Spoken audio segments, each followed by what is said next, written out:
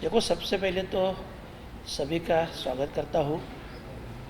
आप सभी को मालूम है, एक 4-5 साल से नवी मुंबई अंतर्राष्ट्रीय विमानतल जो बन रहा है, और इसी विमानतल को स्वर्गीय दिबा पाटिल साहब, जो इस देश के नेता थे, जिन्होंने बहुत से ऐसे डिसीजन लिए जो हमारे देश की माँ बहनों के लिए है, हमारे फार्मर लोग के लिए है, ओबीसी समाज के लिए है।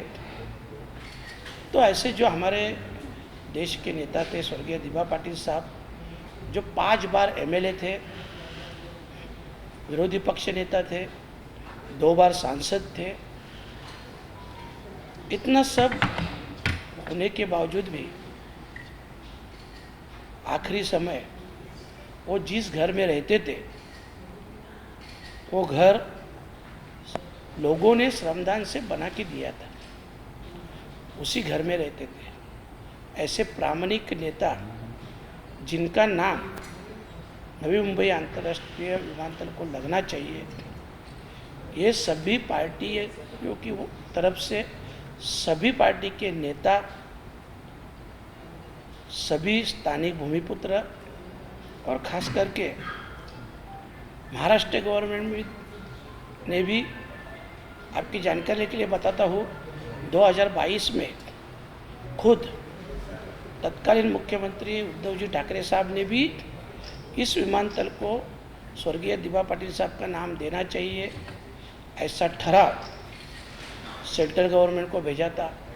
उसके बाद यूपी के सरकार ने भी यही सेम ठराव, जो कि एक ही नाम से स्वर्गीय दिबा पाटिल साहब के नाम से केंद्र सरकार को भेजा, पर अभी तक उसके बारे में कुछ भी डिसीजन नहीं हो रहा है। आपको मालूम है, ऐसा समझ रहा है कि आने वाली 30 तारीख को, मतलब बराबर आज से 18 दिन के बाद, उस एयरपोर्ट का उद्घाटन होने जा रहा है। जबकि हमारी सबकी मांग है कि उद्घाटन से पहले स्वर्गीय दिबा पाटिल साहब का नाम देना चाहिए।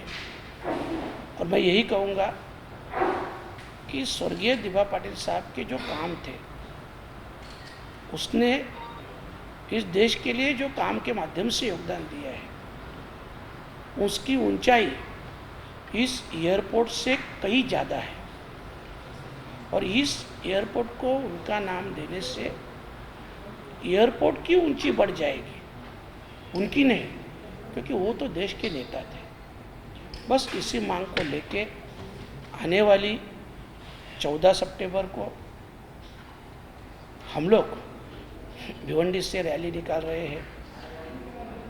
शुरू में आपकी जानकारी के लिए बताता हूँ, जब इस रैली का नियोजन की बात हुई, सिर्फ 4 व्हीलर गाड़ी है और समाज के सिर्फ आगरी कोली स्थानीय भूमिपुत्र समाज के सिर्फ युवा लोगों को मैंने आह्वान किया था। तो एक दिन में 600 के ऊपर गाड़ी की एंट्री हुई। आज तक 5 दिन में, कल तक 2000 के ऊपर गाड़ी की एंट्री हुई। अभी हम लोग ने एंट्री भी बंद कर दिया है, जिसको आना है डायरेक्ट आ सकते हैं। तो एक हजारों की तादाद से हम लोग जा रहे हैं, हजारों गाड़ी रहेगी। मुझे मालूम है, ये जो सभी लोग आ रहे हैं, ये सिर्फ और सिर्फ दिबा पाटिल साहब के सम्मान के लिए आ रहे हैं। उनके प्रति जो समाज का प्यार है, समाज की जो श्रद्धा है, उसके कारण इतनी बड़ी संख्या से 4 व्हीलर लेके सभी युवा आ रहे हैं। हम लोग इस माध्यम से राज्य सरकार और केंद्र सरकार का ध्यान इस मुद्दे पे आकर्षित करना चाहते हैं, ताकि ये अभी उद्घाटन की घड़ी नज़दीक आई है, तो उसके पहले ये नामकरण होना चाहिए। ये हमारी स्पष्ट भूमिका है। और अगर उसके पहले ये नामकरण नहीं होगा, तो इससे भी बड़ा आंदोलन, क्योंकि ये तो एक ट्रेलर है, कुछ ही दिनों में आह्वान करने के बाद हजारों गाड़ी अगर समर्थन में आ रही है तो इसका मतलब लोगों में जागृति हुई है। और अगर उद्घाटन से पहले नाम नहीं दिया तो लाखों लोग इस मोर्चा में शामिल होने वाले हैं। और मेरा कहना एक ही है कि अगर स्टेट गवर्नमेंट ने एक ही नाम दिया है तो सेंट्रल गवर्नमेंट ने जल्द से जल्द उसका निर्णय लेना चाहिए। बस हम लोग यही चाहते हैं।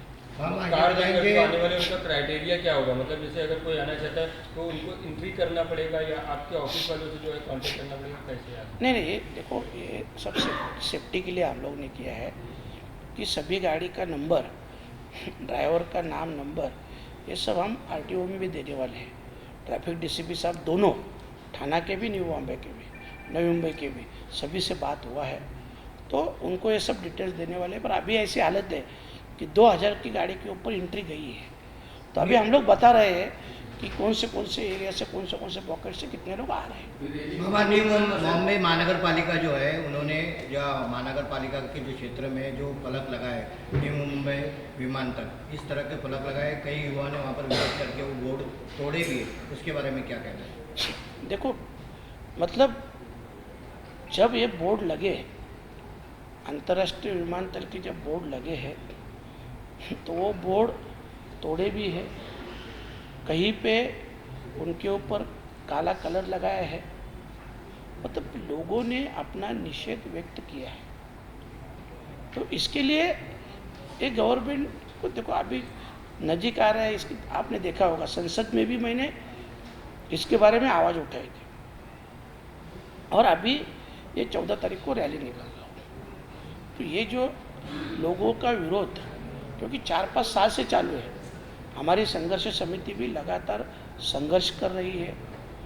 कई समाज की संस्थाएं हैं जो काम करती है, वो लोग भी इसका विरोध कर रहे हैं, इस संघर्ष में शामिल है।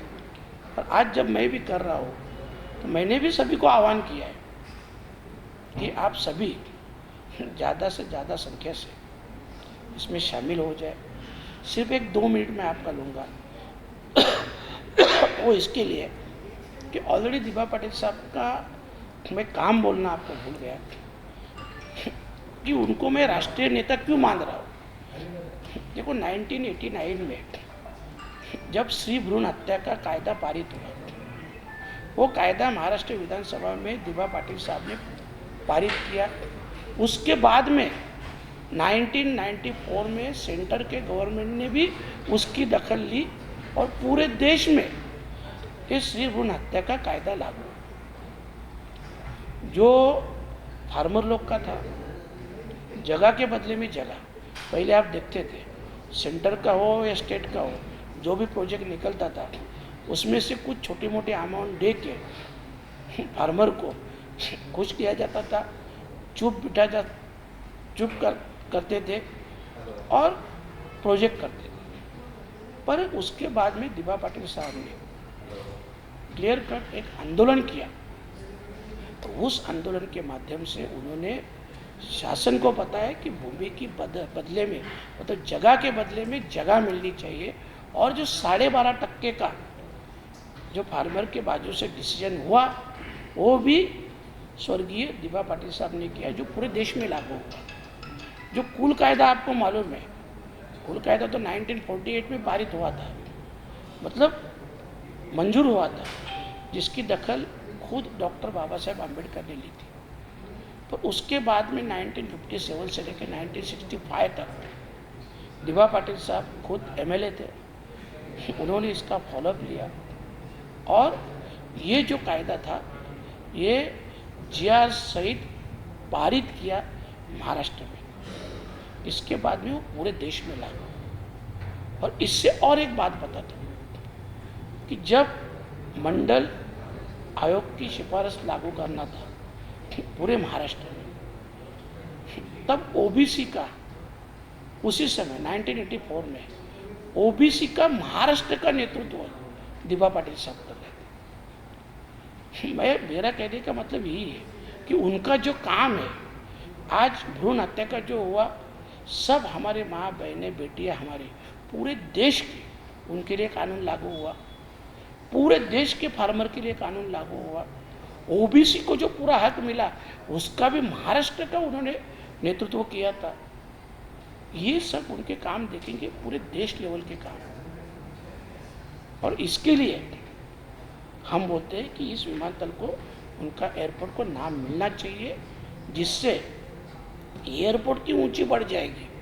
दिबा पाटिल साहब की नहीं, दिबा पाटिल साहब की ऊंची तो बहुत ज़्यादा है, क्योंकि वो देश के नेता थे।